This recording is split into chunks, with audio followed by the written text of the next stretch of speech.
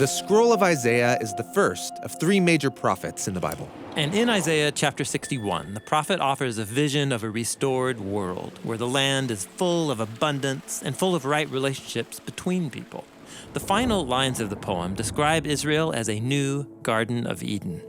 For as the land brings out its sprouts, and as a garden makes sprout its seed plants, so the Lord Yahweh will make sprout righteousness and praise before all the nations. That sounds great, but Israel at this time has been conquered and ruled by other kingdoms.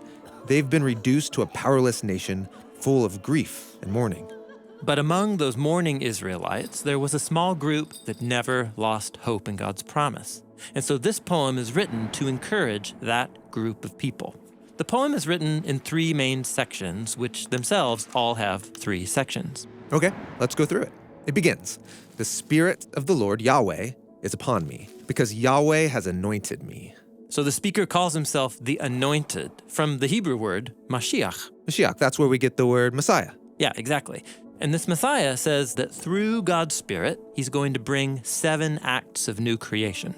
The first is to bring good news to the oppressed, and then to bind up the brokenhearted, and then to release captives and those who are bound up. Liberation. And then right at the center of these 7 acts, the Messiah says that he will proclaim the year of Yahweh's favor. This is a reference to an ancient Israelite practice, the year of Jubilee. Oh, right, the Jubilee. It's meant to happen every 7 times 7 years, where everything resets. Slaves and prisoners gain freedom, all debts are canceled, families receive back their ancestral land. Yeah, this radical practice is a sign that points forward to the renewed creation, like the cosmic Jubilee. So why is the Jubilee also called a day of vengeance? Well, if you set everything right, that involves reversing everything that's wrong. And for those who benefit from oppression or from unjust social arrangements, the cosmic Jubilee might feel more like retribution than restoration. It all depends on how you respond to the cosmic judge.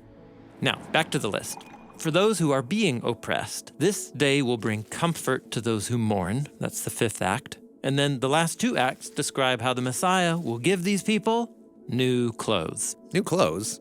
Why clothes? Well, not just any clothes, priestly garments. There's a crown like turban, garments of praise, and then anointing oil. Like the oil used to anoint the Messiah. Yeah, the Messiah is duplicating himself, clothing a crew of anointed ones who are going to share his mission to spread the life of the new Eden. In fact, look at the next thing that he says about them. "And they will be called oaks of righteousness, the planting of Yahweh for a display of beauty." That's a beautiful image. It is. Just like the garden imagery the poem began with. And this takes us into the middle section of the poem, which is all about the role that these anointed ones will have in the world to bring restoration. "And they will build the ruins of old. They will reestablish the former deserted places, and they will renew the devastated cities, the deserted places of many generations." These anointed ones are the rebuilders of creation. Now, that hopeful image is followed by another reversal. "And strangers will stand, and they will feed your flocks. And sons of foreigners, they will be your farmers and vine dressers." So instead of being slaves to other nations like they were for centuries, God will turn the tables, and now those nations will serve the anointed ones. You mean like the nations will be their slaves? Well, not quite. Look at these next lines. The imagery is not about a master ruling slaves, but you will be called priests of Yahweh. Priests are those who serve the nations on behalf of God, or as it says, servants of our God. They're acting like a bridge between God and the people.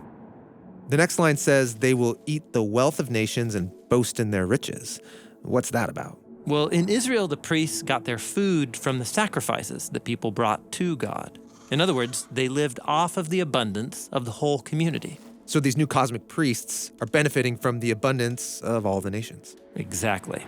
Now, let's look at the next lines that talk more about this reversal. "In the place of shame, there'll be a double portion. They'll go from insult to joy, and from the wilderness to the Eden land, and everlasting joy will be theirs." That's a lot of joy. It's like the ultimate new creation. Now, in the final part of this middle section, God himself speaks up. "For I, Yahweh, love justice. I hate robbery and injustice." God's reminding them of his character. God is for justice. And I will give their reward with faithfulness. I will cut an everlasting covenant with them. This is the covenant that God made with Israel to bless the nations. That's what God is being faithful to. And their seed will be known among the nations, and their offspring in the midst of the peoples. All those who see them will recognize them, that they are the seed whom Yahweh has blessed. So this is the seed that is going to become a new garden, bringing life to the world.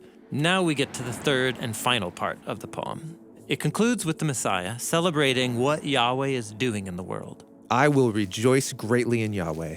My being will shout for joy in my God. And then he describes why he's rejoicing, with the clothing images that link back to the beginning of the poem. This figure is clothed with new garments called garments of salvation, a robe of righteousness, and then a priestly turban is put on a bridegroom, and then he's adorned with the jewelry of a bride. So the Anointed One is the ultimate priest, depicted as both a bride and a groom getting ready for the ultimate wedding party. A wedding? Yeah, the new creation is depicted as a great wedding feast where God's generous love is shared with all the world. And that brings us to the garden image at the end that we read back at the beginning. Oh, right, a garden that's sprouting seed plants. And notice this is no ordinary garden. The plants are sprouting righteousness. Righteousness means right relationships between people. And so the new creation will be a garden of renewed relationships among all of the nations. Our mission at Bible Project is to help people experience the Bible as a unified story that leads to Jesus. We're able to give away for free everything that we make because of generous people like you all around the world. You can see our entire video library, check out all of our resources, and join us at BibleProject.com.